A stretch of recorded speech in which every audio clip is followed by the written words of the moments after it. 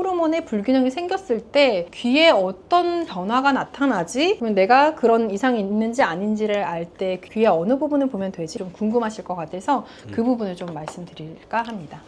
저는 귀를 통해서 건강에 대해 소통하고 있는 17년차 약사 오혜서라고 합니다. 요즘에 제가 그냥 거울을 보면 얼굴이 막 꺼진 것 같고 뭔가 마음이 약간 붕 뜨는 그런 증상이 오는 것 같아요. 네.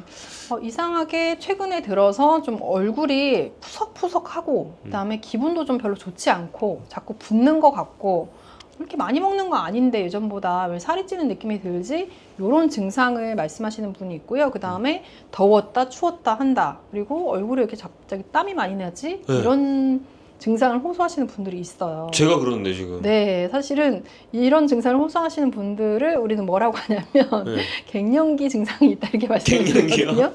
근데 갱년기는 이제 폐경될 때쯤 해서 50대 뭐 초중반 그때쯤 겪는 증상 아니야? 라고 생각을 하시거든요. 네. 대부분 그렇게 생각을 하실 거예요. 그래서 우리네 엄마들이 이제 저의 뭐 언니분들이나 아니면 요 지인분들이 이제 겪기 시작하는데요. 그런 분들이 겪었던 거고 오히려 젊은 사람들이라든지 아예 좀 나이가 많으신 분들 60대, 70대, 80대 갱년기가 언제였는지 기억도 안 나는데 하는 분들이 이런 증상을 호소하신단 말이에요. 그래서 오늘은 이 부분에 대해서 좀 다뤄보려고 합니다. 말씀 들었을 때는 그 갱년기라는 게 그러면 50대에 한 번 오고 끝나는 게 아니라 계속 올 수 있다는 맞아요. 말씀이에요. 예전에는 그냥 50대 지나가는 힘든 증상 그냥 그렇게만 알고 계셨는데요. 이게 반복해서 나타나는 이유들이 있어요. 근데 이 갱년기가 나타난다는 거는 이 세 글자 땡땡땡의 문제인데 그게 뭘까요? 세 글자? 네, 어떤 변화로 인해서 이 갱년기 증상이 나타나는 거죠? 고도비만. 아닌가요? 네, 호르몬입니다. 호르몬. 호르몬의 변화 때문에 나타나는 증상인데요. 그래서 이 호르몬에 이상이 왔다, 호르몬의 불균형이 생겼을 때, 그럴 때는 귀에 어떤 변화가 나타나지? 그러면 내가 그런 이상이 있는지 아닌지를 알 때 귀의 어느 부분을 보면 되지? 이런 것들이 좀 궁금하실 것 같아서 그 부분을 좀 말씀드릴까 합니다. 아, 그러면은 귀랑 호르몬이랑도 연관이 있는 건가요? 그럼요. 귀가 뭐라고 말씀드렸죠? 우리 인체의 축소판이라고 말씀드렸잖아요. 마찬가지로 귀에는 그 호르몬을 관장하는 그 시상하부와 뇌하수체 이런 부분들이 다 존재합니다. 그래서 그 부분이 어딘지 조금 확대를 해서 큰 귀로 좀 보여드릴게요. 와, 너무 신기한데요, 이게. 네, 그래서 이게 와. 큰 귀로 보면요, 이 부분이에요, 바로 이 부분. 이 부분이 네. 뇌하수체라고 하는, 뇌하수체는 어디냐면요, 이 호르몬을 분비해 하고 명령을 내리는 곳이라고 보시면 돼요. 그래서 이 뇌하수체 부분인데 이쪽 부분에 반응이 나타나면 호르몬의 균형이 깨져 있다라고 볼 수가 있는 거예요.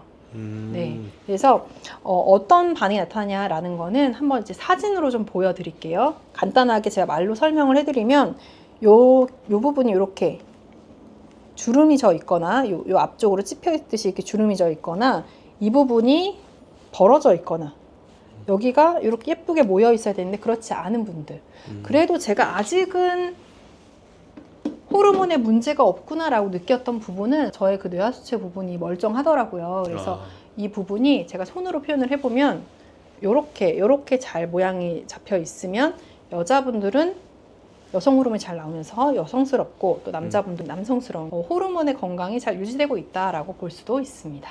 아, 나이대별로 그 갱년기 증상이 있다고 했잖아요. 조금 더 말씀해 주시면 좋을 것 같아요. 그러니까 50대에는 뭐 어떤 증상이 있고 60대는 어디가 좀 문제가 있고 그 부분을 말씀해 주시면 좋을 것 같습니다. 네, 그래서 호르몬이라는 거는 사실은 갱년기 때는 그 50대 초중반 분들이 겪는 증상은요, 호르몬의 불균형인 거거든요. 그거를 우리가 갱년기라고 부르는 것 뿐인데요. 그 폐경으로 인해서 여성 호르몬의 급격한 변화가 오기 때문에 그래요. 근데 이 호르몬이라는 거는 언제든 불균형이 올 수가 있거든요. 1차적으로는 그때 겪으시는 거고 또 60대, 70대를 지나가면서 호르몬 이상이 또 올 수가 있는 거예요. 근데 호르몬은 무엇으로 생성이 되냐면 우리 몸의 혈, 피로써 만들어지는 거거든요.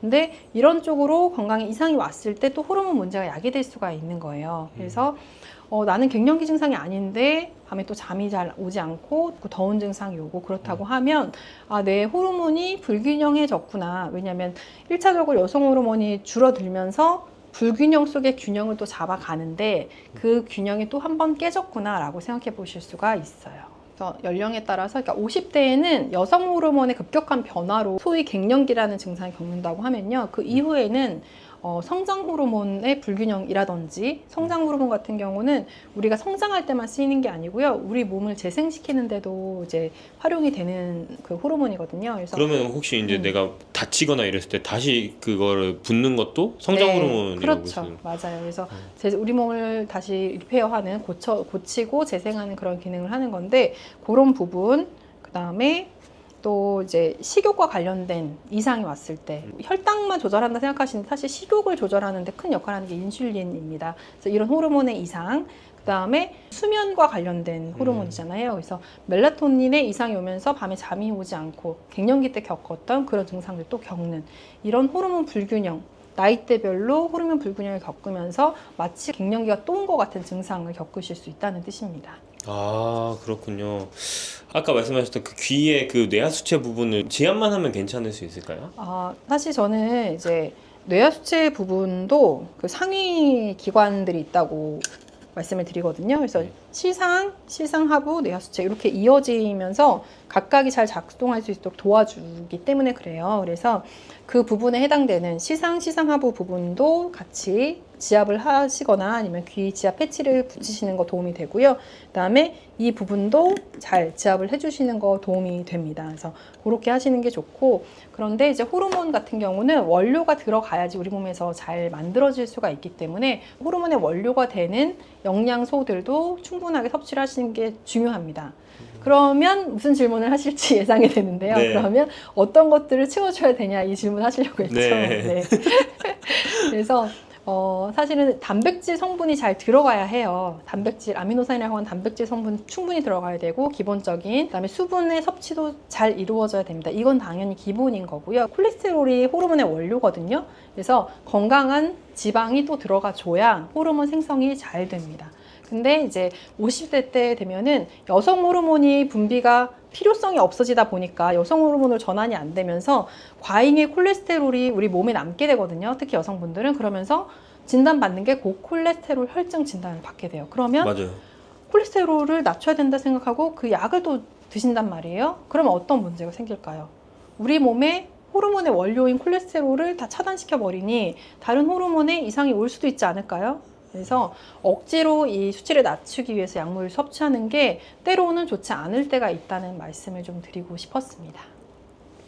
그러면은 수분 섭취랑 단백질 섭취가 기본이고 좀 건강한 지방을 먹어줘야 되는데 근데 그래도 진단으로는 일단 콜레스테롤 높다라고 나오잖아요. 네, 그래서 그분들이 사실 뭐 이런 기름진 음식을 많이 드시냐 하면은 그렇지 않거든요.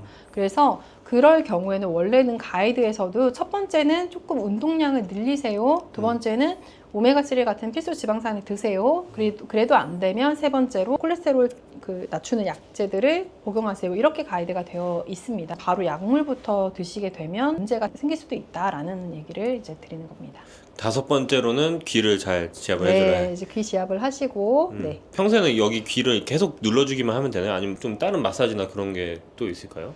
그냥 손으로 지압하는 거는 계속 내가 이렇게 만져야 되기 때문에 내가 손으로 다른 일을 할 수가 없잖아요. 그래서 저는 이제 귀 지압 패치를 이용해서 해당하는 부분들을 이렇게 붙여놓고서 자연스럽게 지압이 되도록 하는 거를 추천을 드리거든요. 인슐린도 호르몬이라고 말씀드렸잖아요. 그럼 내가 식욕이나 혈당에 관련된 어려움이 있다라고 하면은 그 부분도 자리들이 있어요. 그래서 그 부분들을 지압해 줄 수가 있고요.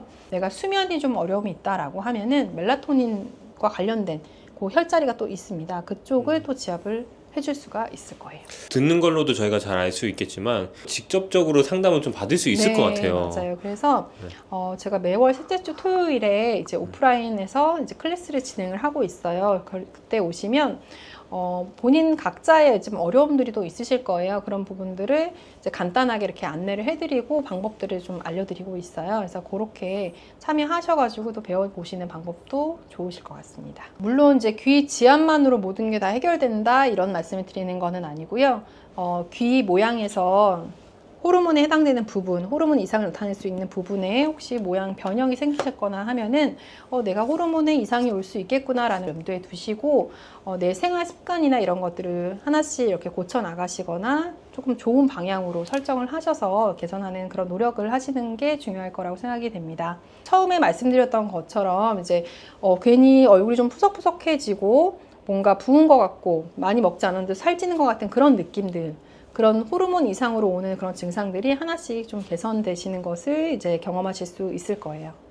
귀를 통해서 건강에 대해 소통하고 있는 17년차 약사 오혜서라고 합니다. 귀랑 건강에 관련이 있나요? 네, 이렇게 큰 귀가 있는데요. 이게 네. 바로 우리 몸에 해당되는 그 혈자리들을 여기에 표현해 놓은 거거든요. 예를 들면은 이쪽은 머리 쪽이고요. 이쪽은 목 쪽이고 여기에는 췌장자리도 있습니다. 그래서 이 부분이 오늘의 주제에 해당되는 췌장자리인데요. 귀는 우리 몸의 축소판이라고 할 수 있기 때문에 아주 밀접한 상관관계가 있습니다. 췌장이 우리 몸에서 혈당 조절을 하고 소화 효소를 분비하는 기능도 하거든요. 사실 가장 걱정하시고 두려움으로 있는 것이 증상이 없이 치료가 어렵다는 그런 부분 때문에 두려움의 대상인 것 같습니다. 귀에서 췌장 쪽에 반응이 있는 분들한테는 미리 반응이 있다 말씀드리고 시기 관리를 하시거나 운동도 하시고 영양제도 섭취하시면서 관리를 하실 것을 적극적으로 좀 드리는 편이에요. 여기에 두 구역이 있어요. 여기 연골이 가운데 지나가고요. 여기가 소화기에 해당되는 부분인데 이 아래쪽이랑 이 위쪽 공간이 있어요. 그 위쪽 공간에 중심부 지점, 거기가 췌장자리거든요. 이 부분에 실핏줄이 지나간다, 여기에 어떤 반응들이 나타난다라고 하면은 췌장이 좀 힘들어하는데 라고 생각하시면 되고, 간, 담낭, 췌장 같이 가거든요. 그렇기 때문에 간에 해당되는 거는 오른쪽 귀에서 봐요. 간이 이쪽이거든요. 요 반응과 요쪽 반응을 같이 봤을 때 뭔가 칙칙하고 아니면 핏줄이 서 있고 덩어리 져 있고 한데 라고 하면은 췌장이 조금 힘들어하는구나 라는 거를 인지를 하시면 좋습니다.